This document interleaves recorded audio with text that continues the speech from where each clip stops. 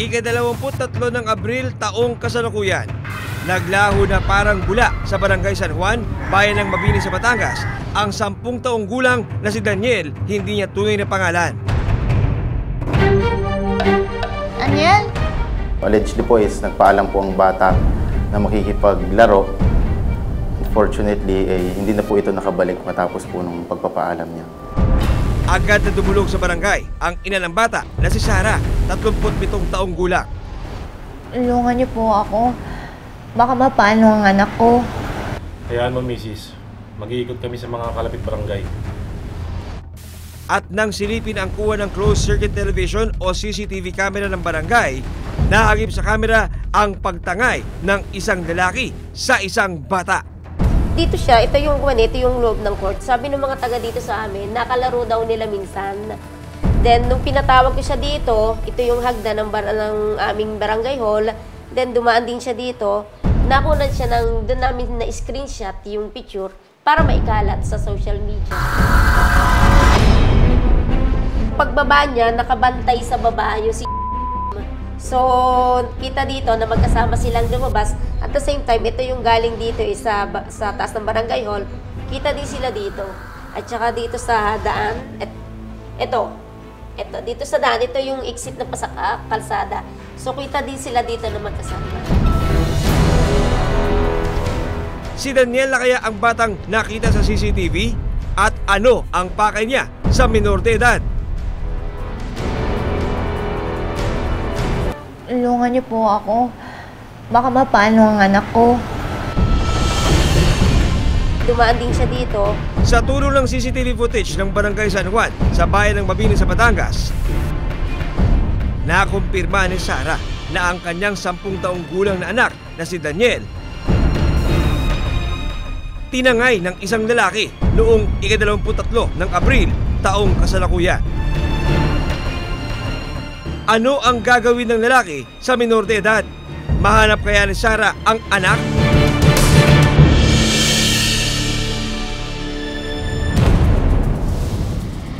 Lumalabas na noong araw na nawala si Daniel. Bandang alas 5 ng hapon, isang lalaki ang kasama nitong umalis sa covered court ng Barangay San Juan. Sa kuha ng CCTV sa lugar, sinundan ni Daniel ang lalaki. Makikita ang pag-alis ng dalawa papuntang highway. Pero hindi na nakunan kung saan sila sumakay at pumunta. Dahil sa natuklasan, labis na pagkabalisa ang naramdaman ng magulang ni Daniel. Para ako naiyak na hindi ko na maintindihan. Paano gagawin ko isa-isa hanapin? Si Sarah nag-post na rin sa kanyang social media account ng panawagan para mahanap ang anak na si Daniel. Ayon kay Sarah, sanay siyang parati lang nakatambay sa covered court malapit sa kanilang bahay si Daniel. Kaya laking takot ni Sarah nung malamang nawawala ang anak. Kinabukasan, ika-24 ng Abril, dumulog na sa tanggapan ng Mabini Municipal Police Station si Sarah. Nag-post na rin po ako sa account ko. April 23 po, ma'am, ay humingi po ng tulong po sa ating pulisya itong si ma'am at iniulat po niya na nawawala po ang kanyang anak na 10 taong gulang. Pero ayon sa mga pulis, hindi pa maaaring ideklarang nawawala o missing ang bata hanggat wala pang 24 oras mula nang siya'y mawala. Nag-report po sila dito sa station, ma'am. Tapos nag-flash alarm po kami, ma'am. After 1 day po na missing po yung bata. Sino ang lalaking tumangay sa batang si Daniel? Matuntun pa kaya ang kanilang kinaroroonan?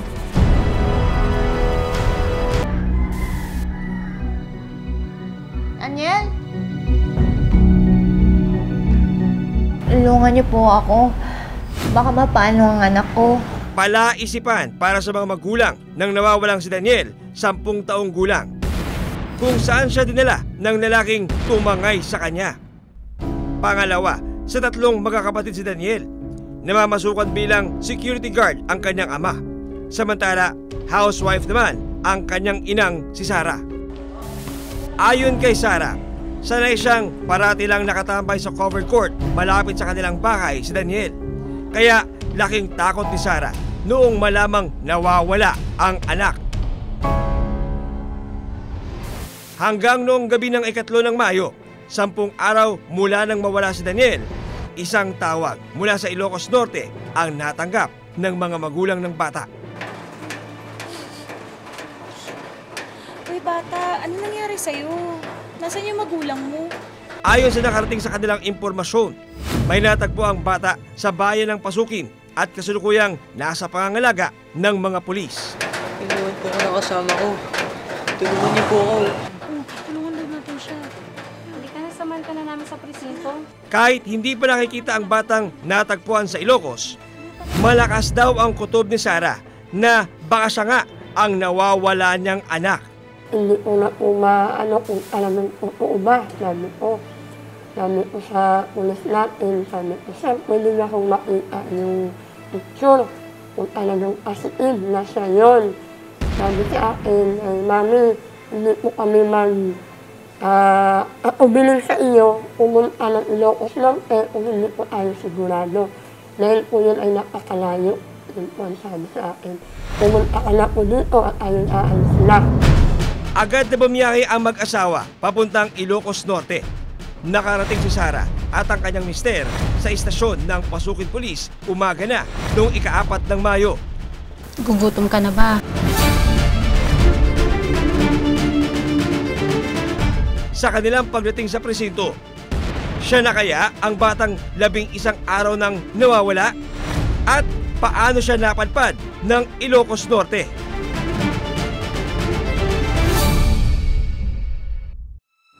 Sa pagpapatuloy ng investigasyon ng Mabini Police, napasa kamay nila ang kuha ng CCTV sa covered court kung saan huling nakita si Daniel. Kasama lang niya si George. Isang lalaki ang nakitang kasama ng bata malapit sa kanilang bahay bago siya mawala. Bago ito, 21 ng Abril o 2 araw bago mawala si Daniel, dumating ang isang lalaki na nagpakilalang si Jordan de Guzman alias Jau Jau.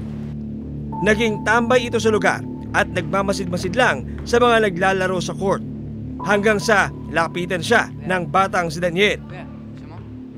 Nagkapalagayan ng loob ang dalawa hanggang maging magkaibigan. Ay, binibisita lang ako mag-anak. Sino?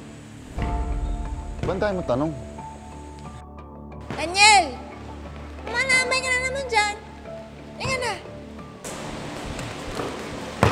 Sino yung kausap mo nun? Bagong kaibigan ko lang po. Ka na. Ako iwala na nandito lang po siya sa court. Tapos nung nag-interview na nga po na sabi niya ay may kaibigan ng Osong Daw-Daw.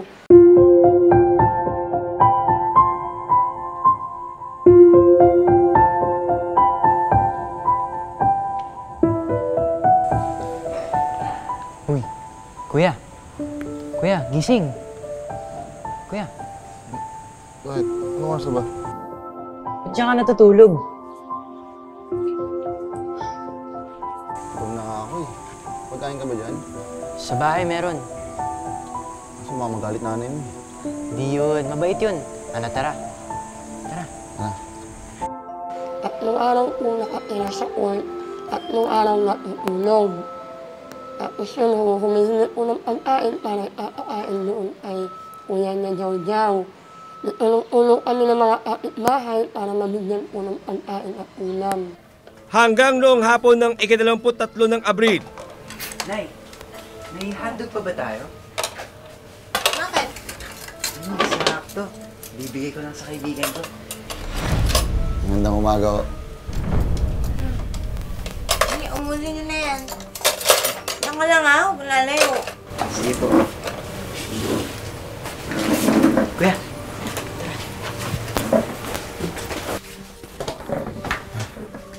Salamat ha.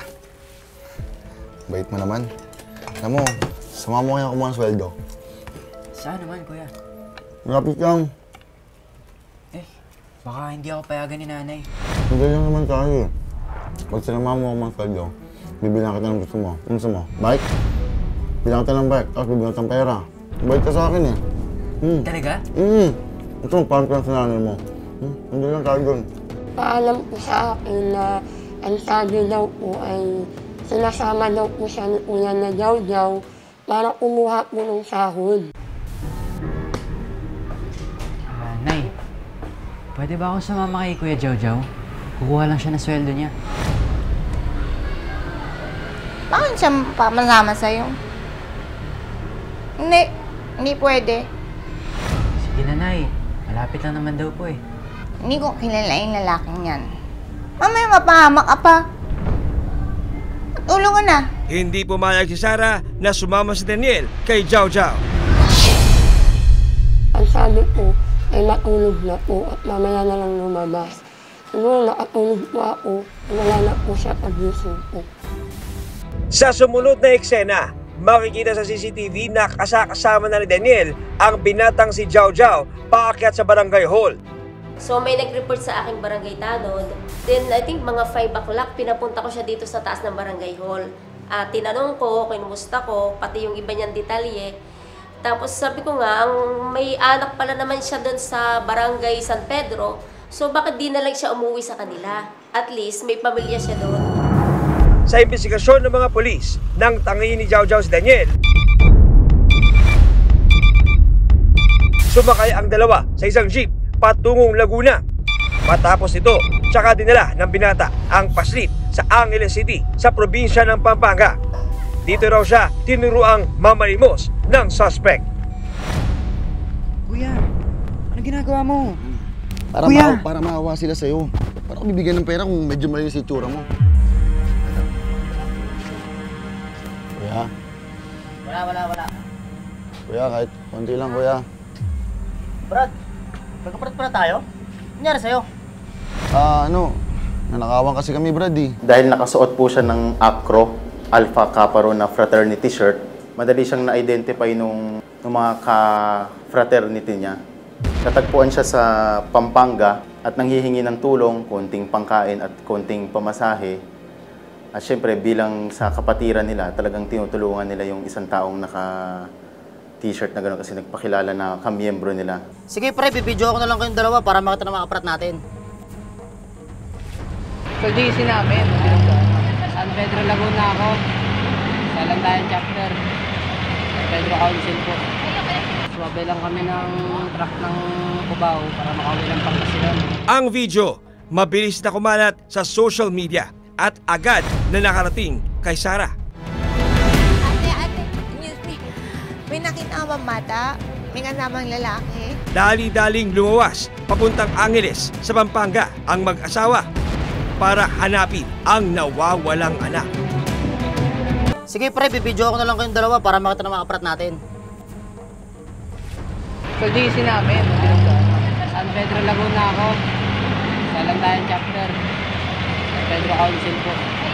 Suwabay lang kami ng truck ng Cubao para makauwi ng Pangasinan. Ang video, mabilis na kumalat sa social media at agad na nakarating kay Sarah. Wala naman ba ang anak natin? Wala natin. Dali-daling lumawas papuntang Angeles sa Pampanga ang mag-asawa para hanapin ang nawawalang anak. Ate, excuse me. May nakita ka bang bata? May kasamang lalaki? Wala ko nakikita. Baka po nakita niyo yung bata. Kasama Pero nila. pagdating nila sa Pampanga, hindi nila natagpuan si Daniel. Nagtatanong-tanong po ko sa mga police station, sa gasolinahan, ng mga gwardya, kung baka may nakita ko silang batang ito ang mukha. Ilang araw pa ang lumipas. Isang post sa social media ang muling nakita ni Sarah. Nanlilimos ang anak niyang si Daniel kasama si Jau Jau sa Cubao, Quezon City. Mamaya. Hawakan mo. Yan. Kuya, pupunta tayo na Samar? Huwag ka na maraming tanong. Sa Baguio tayo pupunta. Bakit kuya? Huwag ka na maraming tanong. Sumama ka na lang sa akin.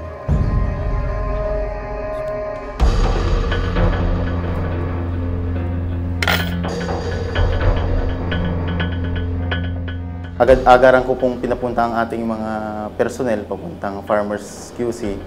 Nag-check po kami sa mga bus station, pinagtanong nga po namin kung nakita po nila itong si alias Jow Jow at si John Michael. So nakita daw po nila doon sa area na yon.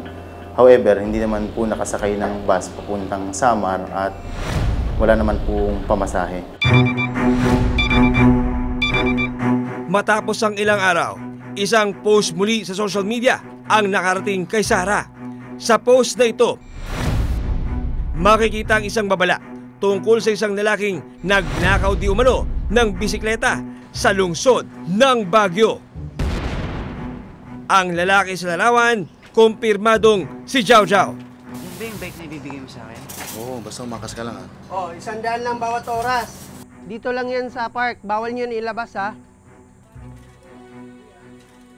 Same na t-shirt na suot niya nung first day na nawala itong si John Michael, yun pa rin po yung suot niya. Pero hindi na po pinakita doon yung bata sa post. Parang nag-warning lang yung mga residents doon, ma'am, na isa siyang magnanakaw. Hindi nawala ng pag-asa si Sarah. Tiwala siya na mahanap ang nawawalang anak. Nag-pray po ako doon na sabi ko, sana ngayong araw na ito ay maibigay na sa akin yung anak ko. Hahanapin ko yung anak ko. Hindi ako mawawala ng pag-asa. Hindi ako susuko, sabi ko.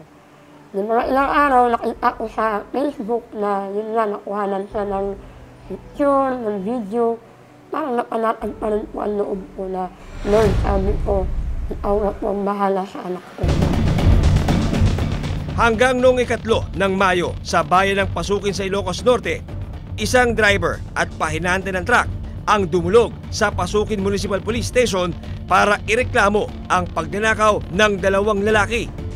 Ayon sa driver, isang binata at isang bata ang tumangay ng pera niya habang nasa biyahe. Sa boss ko yung pera yun. Pagkasabihin ng boss ko, desparko ko yung 30,000 niya. Sa salaysay ng driver, nakisakay ang 2 lalaki sa kanilang truck na babiyahe panorte. Kuya! Nagpakilala ang binata bilang si Jow Jow at ang pakilala nito sa kasamang bata ay kapatid niyang si Daniel. Dalawa ba? Oo, 2 kami kapatid ko. Oh, sige. Sige, naman kuya. Nakisuyo na kung pwedeng isakay nila kasi gusto na daw nilang pumunta ng La Union. Nung nasa daan sila, gusto na itong suspect na mag-apply din daw ng trabaho sa kanila. Kaya tinawagan niya yung boss niya kung pwedeng pumasok sa junk shop itong kasama nila na suspect. Kaya pumayag naman, kaya hanggang nakarating na sila dito sa Ilocos Norte, hindi na sila bumaba ng La Union.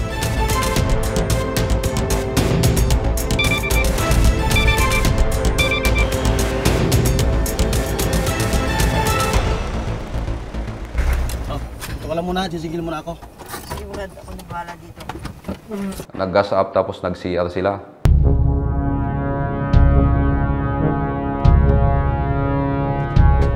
Agad na tumakas si Jow Jow. Pagbalik nila, wala na yung sinakay nilang suspect saka yung bata. Bali dito sa gas station na to, nagnakaw yung suspect. Kinuha niya yung 30,000 sa may folder. Nalaman lang ng victim nung magbabayad na sana ng gas nila. Pagtingin niya, wala na yung suspect. Wala na rin yung bata na kasama niya at tumakbo. Dito sa sa likod kasi nito, panay bukid ito.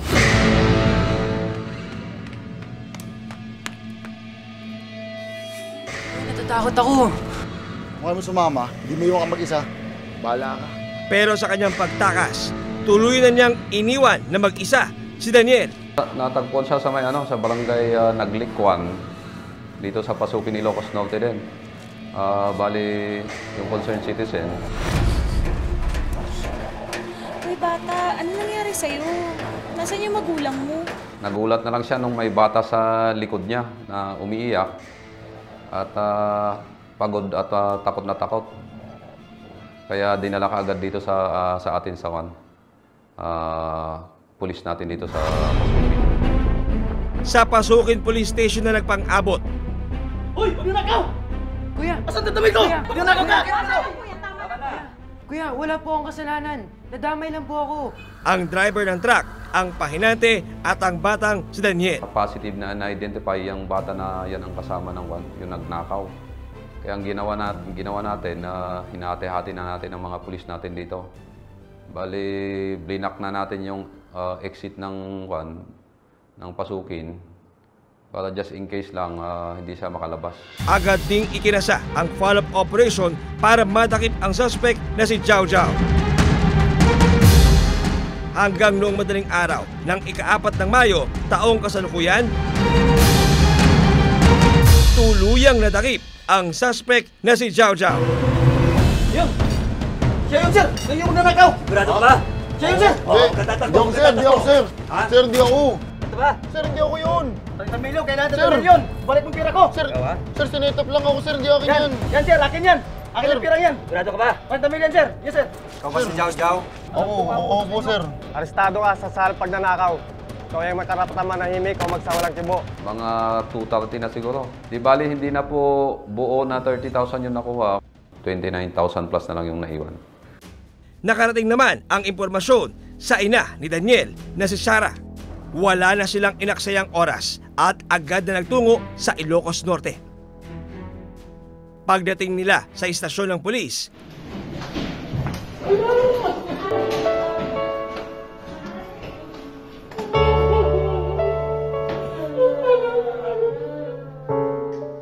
kumpirmado si Daniel nga ang batang natagpuang palaboy-laboy.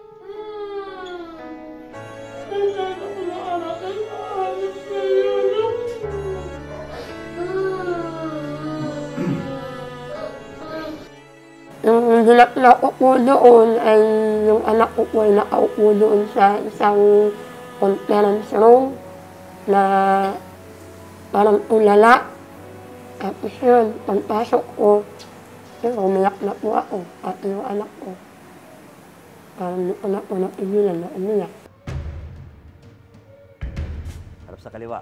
Kinasuhan ng suspect na si Jordan de Guzman o alias Jiao Jiao ng kasong pagnanakaw. Refer natin yung case doon sa prosecution office at based sa mga affidavits, evidences na ipasa, bumagsak siya ng qualified theft. Available naman yung kaso. Naharap din siya sa kasong kidnapping. Kasalukuyan siya nakapiit sa Ilocos Norte Provincial Jail. Pwede po siyang makulong ng panghabang buhay po, reclusion perpetua. Sa part naman po ng PNP is case closed na po ito and consider as solved since arrested po natin yung suspect. Sinubukan namin makapanayam ang suspect, ngunit hindi kami napaunlakan. Sa gabay ng kanyang inang si Sarah, nakausap ng investigador si Daniel. Kwento ng bata, inalok siya ni Jiao Jiao ng pera at bisikleta para lang sumama siya sa binata. Pinilit po ako. Sabi niya kung gusto daw po magkapera o bike, bibili po. Nang? Pagkain. Tsaka? Tinapay. Ano kuya? Basta, huwag ka na maraming... Sige na. Tinuruan na rin daw siya ng suspect na mamalimos at magnakaw para mapambili ng pagkain. Ay, pasensya na boy ah. Wala eh. Ate, sige na po. Wala talaga. Ate. Wala talaga. Halika na! Hoy! Pumunta po kami sa Baguio. Binenta niya po yung bike. 1,500 po. Pinambili po. Nang? Pagkain. Matinding takot ang nadama ni Daniel habang nasa kamay ng lalaking dumukot sa kanya. Tatakot po. Baka po iwanan ako ni Kuya Jiao Jiao po. Malaking dagok sa pamilya ni Sarah ang mawalay sa pinakamamahal na anak. Masasabi ko po sa kanya na pasensya ka na kung pinakulong kita, pero mas maganda na sa kulungan ka para hindi ka naman merwisyo ng ibang tao. Mas makakain ka pa pag nasa kulungan ka. Kasi wala ka namang pamilya na para magpakain sa iyo. Kaya nasabi ko, magbago na siya ng ugali mo. Labis na takot man ang naramdaman ni Sarah sa pagkawala ng kanyang anak. Hindi na raw siya papayag na muli pang mawalay sa kanya si Daniel. Lahat ng kanyang ginagawa, subaybayan ko na kung saan ko siya mapunta, susundan ko. Pero dito lang naman na sa basketball court, hindi naman nalayo. Kaya anak, sabi ko sa kanya, magpakabait ka na, huwag na huwag ka sumama anino, lalo na sa hindi mo kilala. Paalala rin ni Sara sa mga kabataan, huwag basta-basta sasama sa mga taong hindi nila nakikilala. Sabi ko sa mga bata dito, sa mga kapitbahay ko, huwag na kayong sumama o hindi nyo kilala. Dahil tayo ay alam nyo na, yung nangyari ay sana huwag nang maulit. Sa ngalan ni Mike Enriquez, ako si John Consulta at ito ang Investigador.